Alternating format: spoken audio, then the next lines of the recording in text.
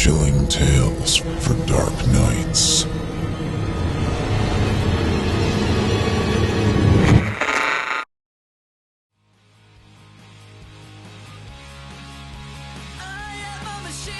Machine Gun. Written and performed by Peter Lalush.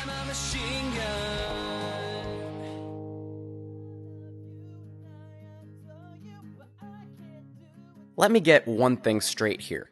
I hate the sound of my own voice. This is a problem. As an independent musician, I play all the instruments on my own recordings. Well, program them mostly. Aside from guitars and vocals, everything's done on the computer. But I sing my own songs, and I hate listening back to them. Something about my voice just weirds me out. I've been recording for a new album, and ever since I wrote the first song, I knew it was the one. My first album got a lot of positive feedback from my friends, so I knew I wanted to follow it up, and a few songs into recording, I was sure this one would be even better than my first. You know? Like, I'm not that well known or anything, but I had a feeling as soon as I finished writing the opening song that I had something. I used to write really generic lyrics and nothing very imaginative in the music department, but the more personal the lyrics got, the more I felt like the songs were exactly what they needed to be. My recording process is a bit sporadic. I don't organize like I should. I don't finish writing, then record all of one instrument for each song, finishing with the vocals. It's more of an, I finished these lyrics and I gotta get this done now situation. So once I finish writing lyrics, I lay down all the tracks, usually in the same day. I do the vocals in one take because, like I said, I hate hearing my own voice. No matter how much compression and reverb and effect I put on it, it doesn't sound like me. It freaks me out, so I just leave it. Of course, the one time I decide to listen back, I should just stop being melodramatic and tell you what happened. I wrote one song called Machine Gun for the album. Bit of a curveball. Most of what I do is very loud, energetic, abrasive rock music. Machine Gun was going to be different. Cleaner, less distorted, sort of a general breakup song.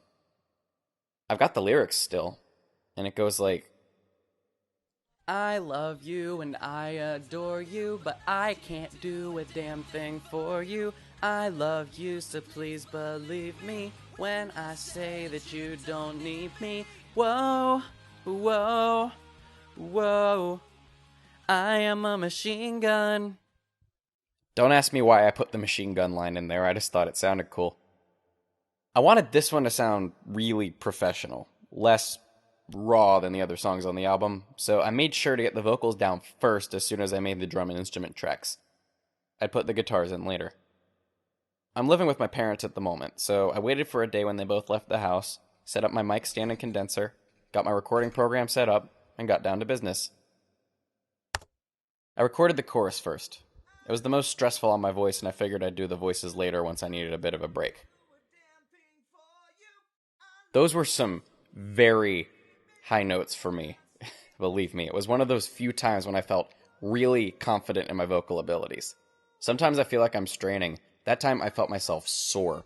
I could hear myself smiling as I finished the chorus. I had a hit on my hands and I knew it. Just to be sure, of course, I decided to listen back. I wanted to be sure the take was good. When I hit play, I heard my own voice, but not like I'd heard myself singing before. I love you and I adore you, but I can't do a damn thing for you. I love you, so please believe me when I say that you don't need me. I am a machine gun. I didn't sound strong at all. Scared, almost, as if I was going to burst into tears at any minute. By the second I am a machine gun, it was as if I was pleading for my life in song. I was confused. That was not at all what I had heard when I recorded myself. I checked my effects chain. My voice sounds a lot weaker when I don't have effects on it, so I figured that was it. Everything was on. Compression, reverb, everything. I deleted the track, took a sip of water, and recorded again. My performance wasn't as good as I thought the first take had been, but I figured it'd be adequate. And then I rewound and I played it back. This was how I knew something was wrong. I love you and I adore you, but I can't do a damn thing for you. My voice was even more broken than before.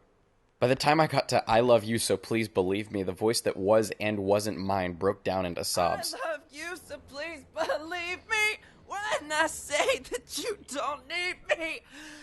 Oh, God. I am a machine gun.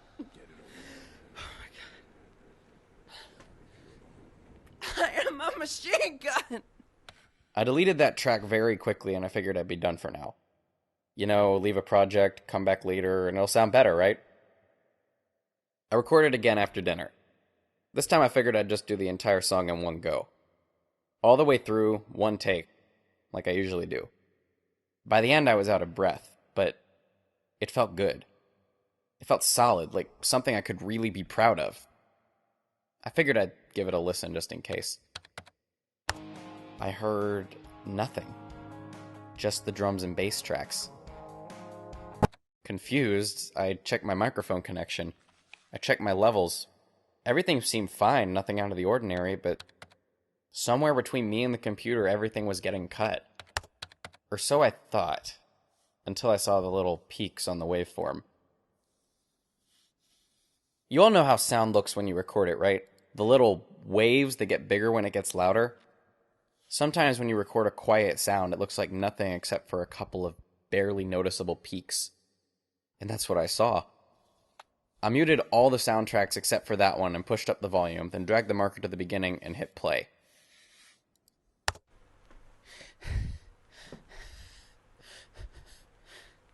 Quiet, scared breathing began as the song started.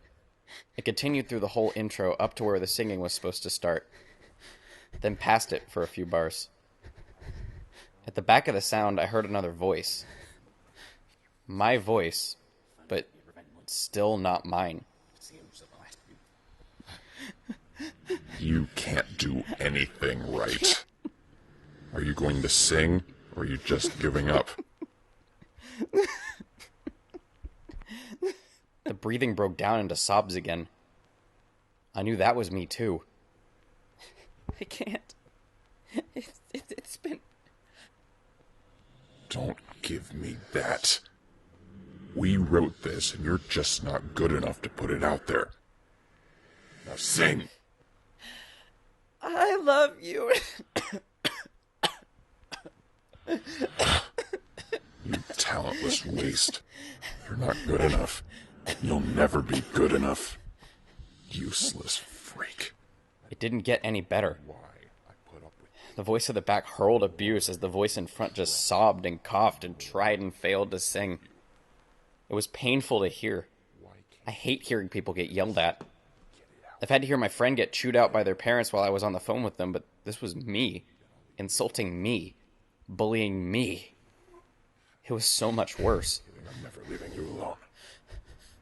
You need me. Without me, you're nothing. I made you like this. When the song ended, the voice in front broke down again and sounded as if it was collapsing onto the ground away from the microphone. Pathetic. Absolutely pathetic. Do it again, and do it right this time, or you're not getting dinner, you talentless freak. The voice in front sounded like it was getting up. It inhaled and exhaled and tried to calm itself down. This is the one. Do it. A click, and the sound ended.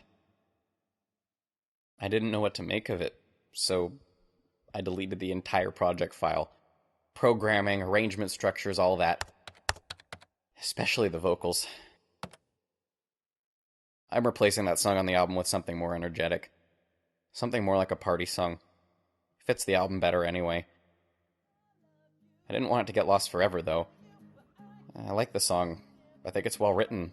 So I recorded a bit of it, acoustic, and put it online. I hope you like it. I didn't listen back to it this time.